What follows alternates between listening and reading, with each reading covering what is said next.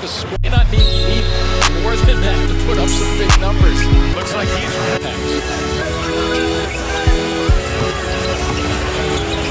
Embiid off one leg, almost Dirk-like. The logo didn't count, but yeah, here's what you're talking about, Jim. That right hand separated. Yep. So not sure exactly what the timetable is on it, that Embiid would play 12 to 14 minutes. This is his first preseason game, but he played in 3-minute intervals. As Embiid raced high as he tried to pass it. Nice cut. And Embiid, 4 seconds on it, takes a look down the other end. Embiid will try. What is on? Appreciate everybody for tuning in to the Courtside Seat Show. It's your boy, Sean the Slim God. Let's go ahead and get started. So yes, this is the last week of the preseason. I don't know if anyone been keeping or following along. If you're watching this show, I'm pretty sure you have. So first, of course, we're going to get into deals, signings, injuries, all that other good stuff. Get the small stuff out the way. So first and foremost, Andrew Wiggins signed an extension for 5 years, $148 million. That's a super deal. You know, he was actually supposed to sign it last week, but, you know, he said he wasn't in no hurry to do it. You know, I ain't in no hurry. What's the rush? You know, season ain't even started. I ain't get injured. You know, y'all ain't finna get rid of me. So, you know, this is his numbers. Actually, it's going up every year, which is a good thing. You know how that goes. But this is before taxes. Keep in mind, all this is before taxes. And if you heard my other show, you already know how much money they're going to be getting after taxes when it comes to this. And then Joel Embiid signed a deal just like Wiggins, is 5 years, but this one was $146.5 million. But with this particular contract, it allows the 76ers to save themselves from any injuries that happen in Joel Embiid. So the contract actually protects the 76ers from any previous injuries that he may have had. So what this contract does for the 76ers is it keeps them safe from Joel Embiid getting into any injuries with both of his legs. So if he has any injuries based on his previous injuries, they can void the contract. And it also requires Joel Embiid to not miss 25 or more games. If he misses 25 or more games, or within the next 4 years plays less than 1,650 minutes, they can void the contract also. So I think that's a very, very good thing because it saves the 76ers from losing any money. The contract also gives Joel Embiid an incentive. So if he makes an All-Star game or get MVP, he can actually make another 30 million and some change for his incentives or whatnot. So, you know, kudos to Joel Embiid. I'm definitely going to get into him a little bit later. You know, him and Hassan Whiteside actually kind of got into a little verbal Twitter battle. So I'll definitely get into that a little bit later. And then on to the next. Richard Jefferson and Kay Fielder actually got traded to the Hawks. The reason why they got traded to the Hawks, of course, the Cavs are trying to reduce their roster down to 15 players. So, you know, Richard Jefferson actually got traded and then waived. But come to find out that the Bucks are considering picking him up. So I don't think Jefferson's going to be out of a job for long. And then the Hawks picking up Kay Fielder. That's the little point guard. If you follow Cavaliers, you know who I'm talking about. So that was a super move. You know what I'm saying? I really hope the Bucks do pick up Jefferson. And then again, back to the 76ers. The 76ers actually waived 2 players. They waived Chris Humphries and they waived Emeka Okafor. So, of course, they were trying to reduce it down to 15 for the roster to get the season started. And I guess they just wasn't showing up, you know. Chris Humphries was even a surprise that he even came to training camp, you know, considering that he didn't do nothing last year with the Hawks, you know. But that's neither here nor there. So, on to the next. We're going to get into injuries. Now, Glenn Robinson III is going to be missing about 2 months because he suffered a high ankle sprain. He was in training camp going through a couple things. I ain't got no footage on it, but you know, with this high ankle sprain, he's going to be out for 2 months. It's kind of healthy. I'm considering a high ankle sprain and the average amount of time being gone, I would say a month and a half. 2 months is like your leeway. And Rajon Rondo from the Pelicans, he's going to be out 4 to 6 weeks undergoing surgery for his sports hernia. Don't want to touch that. On to the next. So real quick before I get into the overview of the preseason and what I thought about the preseason, I want to go ahead and give y'all my playoff predictions. I would say these are in no particular order, but then that would kind of be cheating. So I'm giving y'all what I see, and I'm also giving y'all the ones that's going to be fighting for an 8th seed. So of course the Cavs are going to be number one. I think the Cavs are going to be number one because their second string is just unbelievable. Of course, the Celtics are going to reduce back to number two because I just don't feel like they have enough push. Don't feel like they have enough aggressive players that's going to want it. You know, Isaiah Thomas wanted it last year when he was with Boston. So they got a lot of players on the Cavs who want it. You know, Derrick Rose, you know what I'm saying? So I definitely call for second place for the Celtics. The Wizards are going to be in third. You know, they're coming up while Toronto's going to be dropping to 4. I just don't feel like Toronto has improved any. They're probably the same team there was, not last year, but 2 years ago when they were second place. So, you know, I just don't believe that the Toronto Raptors are going to do anything special outside of what they've already been doing. And then, of course, the Bucks. Antetokounmpo's been looking like a monster out there, bro. Like, I see he got a little three-point shot. You know, he's been doing a lot. So I definitely see the Bucks a better position than they was last year. You know, now that 4 or 5 position might flip. You know how it is on the East. That 4 and 5 position always flipping. And then I got the Heat. You know, I think the Heat with their young players and everything that they built together, they're definitely going to be better than 8 from last year. And then the Hawks, I think the Hawks, well, we all know the Hawks. They're not going to get past the second round if they even get to the second round. But I definitely see them in the playoffs. It's a little easy on the East, of course. And then the Pistons. I think the Pistons got some solid players. You know, with these solid players, they're definitely going to push to number 8. So my 3 that's going to be fighting for number 8 are going to be the Pacers, the Hornets, and the 76ers. I haven't seen the 76ers play, so I don't know what Ben Simmons is going to be doing, and I don't know what Joel Embiid is going to be doing. But the way it's looking now, they definitely might have a chance to make the playoffs. You know, as much energy as Joel Embiid is bringing to the team, and you know, he's kind of carrying that team, they do have a very big chance of making the playoffs. So kudos to them.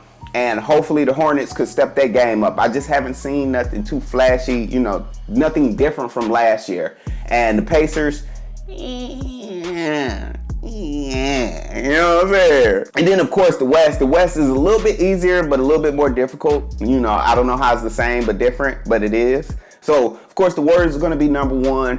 I was battling OKC and Houston, but I think Houston will be number 2 because they were already number 2 last year, and it was easier. It's easier to just add a point guard who know what the hell he doing compared to OKC, who didn't necessarily add a new point guard other than Raymond Felton, but they added 2 shooters. And with those 2 shooters, it's just going to be a little more getting used to each player before, you know, I can see them at a number 2 spot. And then, of course, the Spurs. I don't think the Spurs are going anywhere. They got a decent little squad. Minnesota. Now, Minnesota got a squad, but I don't know, man. I was looking at them in the preseason, and well, we'll get into that. And then Denver, of course. I like Denver.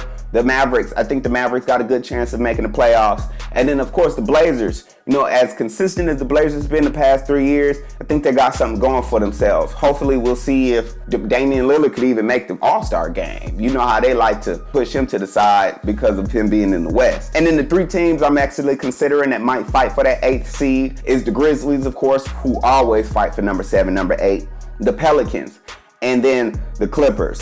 So these are going to be some real tight battles, of course, for number 8, number 7. You know, that's just the usual fight. But that's my predictions. And what's your predictions? You know, feel free to let me know what your prediction is. Feel free to let me know if the Celtics is even going to make number 2. Or maybe they'll slide to number 3. Or maybe they'll get number 1 like last year. So feel free to comment, subscribe, you know, and let's go on to the next. So now I want to talk about the preseason overview. Now, I've watched a few games. You know, I watched a lot of players. I watched how they've been moving and jugging and doing their little thug dizzle. I wouldn't say I was impressed by it, too many things. But I will go ahead and give you an overview of some of the things that I did see a plus in on some of the teams that I did watch. So, of course, I want to start off with the Cavs. The Cavs look really good out there. You know, it was really interesting seeing D-Wade from Chicago and D-Rose from Chicago kind of offset and play with each other, man. That's going to be a surprise that I think everyone's kind of missing out on. So I like the way Derrick Rose is looking with D-Wade. They look really good together. And then J.R. Smith coming off the bench now. Rumor has it he was a little pissed off about the situation, but D-Wade is starting, bro. Like, I don't care how hard you go. This guy got 3 rings. He's not finna come off the bench. You stupid? and you're not finna play the 3 guard. You stupid. Be happy coming off the bench playing for the Cavs. Especially these days, man. The Cavs got a squad. They literally got maybe 2 or 3 nobodies on the squad. You know what I'm saying? And the other 13 players are some ballers, So that means they got a superstar first squad, superstar second squad, and then they got 2 or 3 interchangeables for the second squad. So I just think that's a super plus for the Cavs. I can't wait to see them, turn up. And I'll give you a super, super real update when it comes to December on, the direction they going. Back to the 76ers.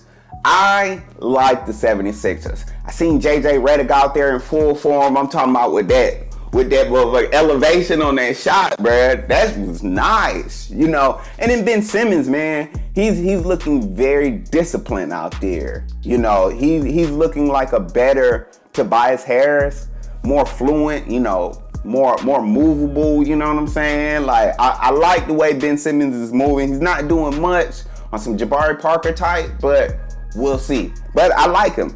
And then Joel Embiid, man. Joel Embiid is straight active. I'm talking about active. I like his energy. I love his energy, as a matter of fact. If y'all was even listening to any news or, caught any news or whatnot, Joel Embiid and Hassan Whiteside kind of got into it. Reason why they got into it is because Joel Embiid just feels like he's that deal and no one can guard him. So the first 3 minutes of the game that they played with each other, Hassan Whiteside got 3 fouls. And then it was ugly. And then Joel Embiid looking to the sideline like, hey, man, get this fool out of here, man. He can't guard me, bruh. He can't guard me. Who is this dude? I like the energy that he's giving. In response to that, there was a lot of little back and forth on Twitter after the game. Joel Embiid just saying, how he can't be guarded by anybody. And Hassan Whiteside is like, bro, you ain't even putting enough time in the league to even be talking this reckless, be humble. And then, it was another scene where he was just like, be humble, man. Again, I like the way Joel Embiid is doing his energy, all that. I just pray that he's on that court. And based on that contract, he better stay on that court. You know what I'm saying? They're going to get rid of that man so fast. But other than that, he's looking amazing out there. I'm really enjoying him. And I'm really enjoying him going up and down that court. He got a jumper. He got moves with that ball. He plays defense. He looks good, man. So I can't wait to see when the 76ers get their first 30 wins. You know what I'm saying? How long it's going to take to get their first 30 wins. I think that's my thing, because they've had challenges so many years. It's like, okay, if they can get over that 30 mark, maybe they can actually get to the 50 mark, but you got to get to the 30 mark first. So can't wait to see the 76ers. And then the Knicks. Of course, I see the Knicks. Tim Hardaway Jr. was looking good. You know what I'm saying? That money was so worth it that they gave him. But other than that, I just saw a whole bunch of white boys running around that bad boy. Nothing against white boys, it's just, I thought I was watching basketball, not baseball, and I just don't see them doing anything other than just trying to get another pick, But again, that's the Knicks. That's James Dolan. We already know how James Dolan is and what he do with his team. And then the Pelicans. So I did watch the Pelicans because I wanted to see if DeMarcus Cousins and Anthony Davis was actually going to make a major impact. They do. They make a major impact. They make a great impact to the point of they need a strong guard. They need a very strong guard to offset the impact that they're giving, because they can't guard the guards. So with Rondo being injured, Drew Holiday and Ian Clark has to step up. Ian Clark hasn't had the position to be this leader that I'm noticing that he's going to have to be, but he's going to have to figure it out. And Drew Holiday, this is Drew Holiday's year. They done gave him so much money that he has to step up this year. This man has to average in his 20s, and he has to get more than 5 assists a game. He has to. And he has to get at least 1.2 steals a game. These are stats that is required of him because of the money that he was put up. And for them to even have a chance of making the playoffs, he has to be that deal. He doesn't have to be great, but he has to be really good. He has to be, because the bigs need so much from that guard. So hopefully Drew Holiday could do his thing. And hopefully Ian Clark could be a stronger force for that squad. So I'm really rooting for Ian. Hopefully we'll see what he could do. And then the young Bulls. It ain't too much I can talk about the young Bulls other than Justin Holiday. Boy, he nice. I really like the way he move around. That 3-point shot that he pops up, man, that mug is smooth. So he will be a real good fantasy pick. So if you haven't picked your fantasy team yet and you ain't in the league yet, Justin Holiday would be a good late second, middle third round pick. I don't know how many people mess with Justin Holiday, but I'm definitely considering picking him up on my team. And now we want to talk about the Blazers. So if you've seen the last preseason game that the Blazers had, CJ McCollum walked off the bench during an altercation and didn't do nothing. You know what I'm saying? But he just walked off the bench. Well, NBA rules say, and this happened back when the New York Knicks was going hard, you know what I'm saying? Rule came in, if you get off of the bench, whatever happens during the altercation, you will be fined for it. You will be suspended. That's just the rule, bro. So he ended up doing that, and of course a couple people a little salty about it, but I say whatever because I know where the rule came from. And sit your ass on the bench, man. What is you doing, bro? Quit tripping. Man, play ball, man. You ain't finna do nothing. But I do like the Blazers. I do like the way they looking. You know, Evan Turner, I think if Evan Turner could step his game up just a little bit more, you know, be a little more consistent when it comes to scoring. Or my man Joseph Nurkic. I think Joseph Nurkic gonna be the one that's gonna help them get that 8th seed, maybe 7th seed. So kudos to the Blazers, y'all look really good. And then the Celtics look full. The Celtics look complete.